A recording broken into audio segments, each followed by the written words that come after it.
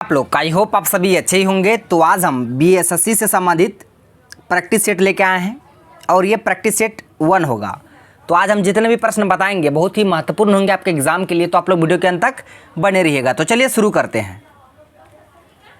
पहला प्रश्न है, सैडल पर्वत डॉट डॉट में स्थित अंडमान और निकोबार द्वीप समूह की सबसे ऊंची चोटी है।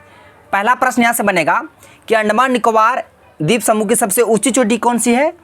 तो आप याद रखिएगा, अंडमान निकोबार द्वीप समूह की सबसे ऊंची चोटी है सैडल पीक। क्या है सैडल पीक? बहुत सारे एग्जाम में ये प्रश्न पूछा गया है। तो अंडमान निकोबार की सबसे ऊंची चोटी सैडल पीक है और यह है कहाँ? तो अंडमान निकोबार द्वीप समूह में। ऑप्शन में लेकिन दिया है मध्य अंडमान, उत्तरी अंडमान, लघु अंडमान, दक्षिण अंडमान।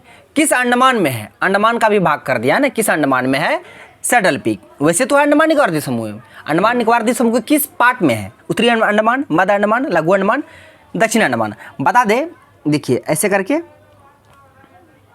ये है उत्तरी अंडमान, ये है उत्तरी अंडमान, ये है मध्य अंडमान और ये है दक्षिण अंडमान। लघु अंडमान भी है, लिटिल अंडमान। तो याद रखिएगा उत्तरी अंडमान में है सैडल पीक। कहाँ है? उत्तरी अंडमान में। ऑप्शन, इसका आंसर ऑप्शन बी हो जाएगा। तो इस प्रश्न को आपको ध्यान में रखना है कि सैडल पर्वत, सैडल पीक अंडमान निकोबार द्वीप समूह की सबसे ऊंची चोटी है और ये किस अंडमान में है? तो ये उत्तरी अंडमान में है। तो आपको इसे ध्यान में रखना है, आपके एग्जाम के लिए बहुत ही महत्वपूर्ण है ये प्रश्न। और बता दें, अंडमान निकोबार की राजधानी याद रखिएगा। तो अंडमान निकोबार द्वीप समूह की राजधानी है पोर्ट ब्लेयर। अंडमान व निकोबार, अंडमान व निकोबार द्वीप समूह की राजधानी है पोर्ट ब्लेयर।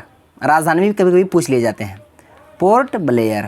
और ये कहाँ पे स्थित है? तो बंगाल की खाड़ी में। कहाँ? बंगाल की खाड़ी में। जितने भी हम एक्स्ट्रा फैक्ट लिखाएंगे आप उसे भी याद करिएगा।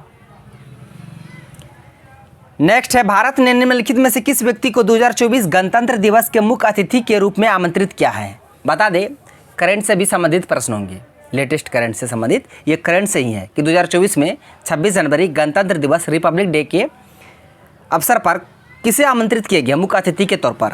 ऑप्शन में दिया लुला डी सिल्वा, Putin, Joe Biden, Rishi Sunak. तो याद रखिएगा, जो बाइडेन, अमेरिकी राष्ट्रपति जो बाइडेन को आमंत्रित किया गया है 2024 रिपब्लिक डे में मुख्य अतिथि के रूप में। इसका आंसर ऑप्शन सी हो जाएगा, जो बाइडेन। और ऋषि सुनक पता है ब्रिटेन के प्रधानमंत्री हैं, ब्रिटेन भारतीय मूल के ऋषि सुनक। और पुतिन तो रूस के हैं, व्लादिमीर पुतिन रूस के हैं। और लुला डी सिल्वा कहाँ का है? तो लुला डी सिल्वा ये ब्राज़ील का है।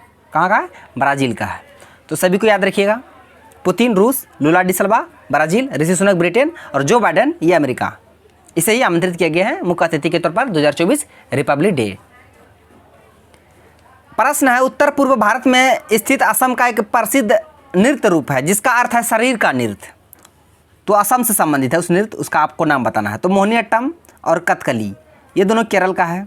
तो ऑप्शन से भी आप छांट सकते हैं, दोनों शास्त्रीय नृत्य है और ये केरल के हैं। कुचिपुड़ी आंध्र प्रदेश के हैं, कुचिपुड़ी आंध्र प्रदेश के हैं। भरतनाट्यम तमिलनाडु के, मणिपुरी मणिपुर के, उड़ीसा का है और कथक उत्तर भारत का है। और ये सत्रिया, इसका आंसर हो जाएगा ऑप्शन डी, सत्रिया असम का है, जिसका अर्थ होता है शरीर का नृत्य।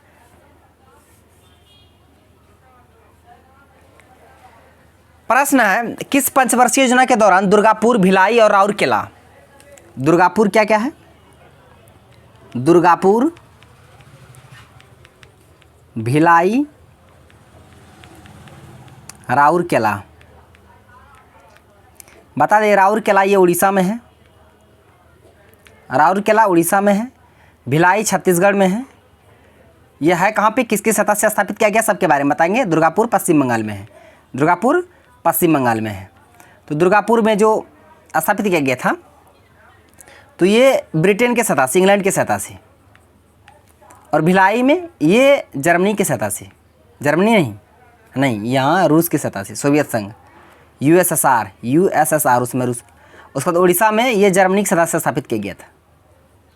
ठीक है, तो यहाँ प्रश्न बोला गया है कि किस पंचवर्षीय योजना के दौरान दुर्गापुर, भिलाई, राउरकेला इस्पात संयंत्र जैसे बड़े उद्योग स्थापित किए गए थे? पहली, दूसरी, तीसरी, चौथी।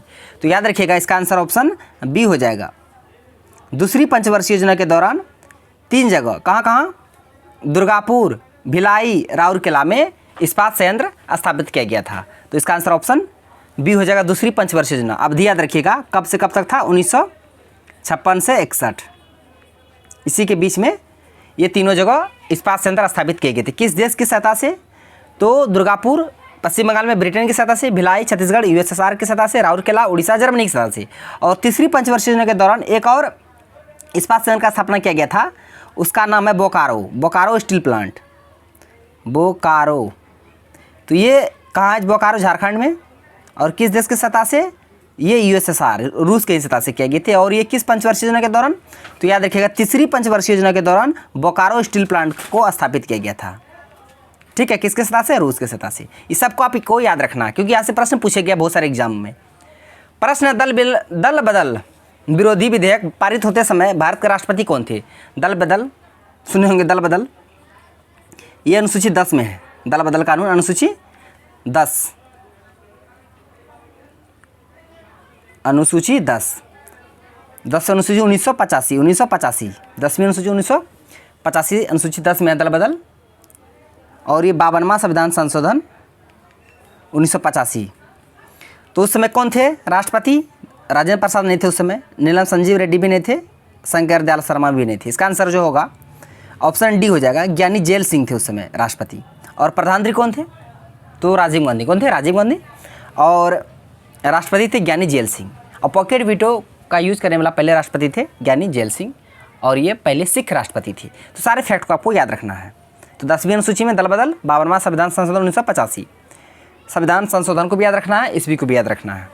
अगर वीडियो अच्छा लग रहा तो लाइक भी कर दीजिएगा। इसी तरह से हम प्रत्येक रोज़ प्रैक्टिस सेट लेके आते रहेंगे, अलग अलग सब्जेक्ट के, GK, GS, math, reasoning, Hindi. प्रश्न है कि किस पंचवर्षीय नहीं है, किस परियोजना का पानी भारत और नेपाल देशों द्वारा साझा किया जाता है? किस परियोजना का पानी? रामगंगा नहीं, भाखड़ा नंगल नहीं, हीराकुंड नहीं। इसका आंसर ऑप्शन सी हो जाएगा, कोसी। कोसी भारत और नेपाल, पता है ना? तो इसका आंसर ऑप्शन सी हो जाएगा, कोसी। कोसी नदी को बिहार का शोक कहा जाता है। बिहार का शोक किस नदी को कहा जाता है? कोसी नदी को। और इसे विश्वासघाती नदी भी कहा जाता है। विश्वासघाती नदी किसे कहा जाता है? कोसी नदी को। और यहाँ से कुछ प्रश्न को आपको याद रखना है। प्रश्न पूछेगा बंगाल का शोक, बंगाल का शोक, बिहार का शोक तो बता दिए कोसी नदी। असम का शोक, असम का शोक, बंगाल का शोक, असम का शोक और बिहार, एक ही जगह लिखाते तीनों। बिहार का शोक, यहाँ पे तीनों को याद रखिएगा। चीन का शोक हुआंगो नदी, पीला नदी। तो बंगाल का शोक दामोदर नदी, बंगाल का शोक, बंगाल का शोक दामोदर नदी, असम का शोक ब्रह्मपुत्र नदी और बिहार का शोक कोसी नदी। तो तीनों को भी आपको ध्यान में रखना है। ठीक है, अब बढ़ते हैं अगले प्रश्न की ओर। प्रश्न है, निम्नलिखित में से किस अधिनियम को मॉन्टेग्यू चेम्सफोर्ड सुधार कहा जाता है? ये तो पता होगा। अधिनियम 1919 को मॉन्टेग्यू चेम्सफोर्ड अधिनियम कहा जाता है। और 1909 को मार्ले मिंटो 1909 और मॉन्टेग्यू चेम्सफोर्ड 1919, दोनों को आपको ध्यान में रखना है। प्रश्न है, निम्नलिखित में से किस स्थान पर 2025 में भारत का सबसे ऊंचा मॉल खुलेगा? साया स्टेटस के नाम से कहां पे खुलेगा ये आपको बताना है। सेक्टर 169 में खुलेगा। ये नोएडा, उत्तर प्रदेश नोएडा में देश का सबसे ऊंचा मॉल खुलेगा। इसका नाम आपको ध्यान में रखना है, साया स्टेटस। ऑप्शन डी इसका करेक्ट आंसर हो जाएगा। नोएडा किस राज्य में है? तो यूपी में है, उत्तर प्रदेश में है। ये करंट से संबंधित प्रश्न था, बोले ना सब पर करंट से भी प्रश्न, क्योंकि आजकल करंट का लेवल कुछ ज़्यादा ही है। प्रश्न कहाँ पर रखे गए वार्षिक सत्र में महात्मा गांधी को राष्ट्रीय कांग्रेस का अध्यक्ष चुना गया था? भारत राष्ट्र INC इंडियन नेशनल कांग्रेस का अध्यक्ष चुना गया था। तो बेलगांव, सबको पता होगा बेलगांव अधिवेशन कब हुआ था? याद रखिएगा, इसमें 1924 में हुआ था, कर्नाटक में। कहाँ? कर्नाटक में, जहाँ पे गांधी जी को अध्यक्ष चुना गया था। और 25 में कानपुर, 1925 में प्रथम भारतीय महिला कौन? सरोजिनी नायडू को अध्यक्ष चुनी गई थी, सरोजिनी नायडू। इसको आपको ध्यान में रखना है। ठीक है, दोनों को याद रखिएगा। सूरत कांग्रेस का विभाजन 1907 और फिर मेल मिलाप मोटाव 1916 लखनऊ अधिवेशन में अलग हुआ था। 1907 सूरत अधिवेशन गुजरात, और फिर दोनों मिल गया 1916 के लखनऊ अधिवेशन। अंबिका चरण मजुमदार उस समय अध्यक्ष थे भारतीय राष्ट्र कांग्रेस के। सारे फैक्टर आपको ध्यान में रखना है जितना हम बोल रहे हैं। प्रश्न ये करंट से है कि मुख्यमंत्री लाडली बहना आवास योजना का शुभारंभ किस राज्य में? मुख्यमंत्री लाडली बहना मामा, किस राज्य के सीएम को मामा कहा जाता है? तो शिवराज सिंह चौहान। हाल ही फिलहाल किस मतलब एग्जाम में पूछा गया था किस राज्य के सीएम को मामा कहा जाता है? मामा को उपाधि तो याद रखिए शिवराज सिंह चौहान। शिवराज सिंह चौहान ये कहाँ के हैं? एमपी के हैं। कमल फूल भारतीय जनता पार्टी के। तो इसका आंसर ऑप्शन सी हो जाएगा, मध्य प्रदेश। तो फ्रेंड्स आज का प्रश्न बस यहीं तक था। आई होप आपको वीडियो पसंद आया होगा। यदि वीडियो पसंद है तो मेरा वीडियो को लाइक कीजिए तथा हमारा यूट्यूब चैनल कर दीजिए, अड्डा को सब्सक्राइब करिए और बेल आइकन को भी हिट कर दीजिए ताकि हर एक लेटेस्ट वीडियो का नोटिफिकेशन तुरंत आप तक पहुंच जाए। Thanks for watching video. धन्यवाद। अब मिलते हैं नेक्स्ट वीडियो में नेक्स्ट टॉपिक के साथ। तब तक के लिए जय हिंद।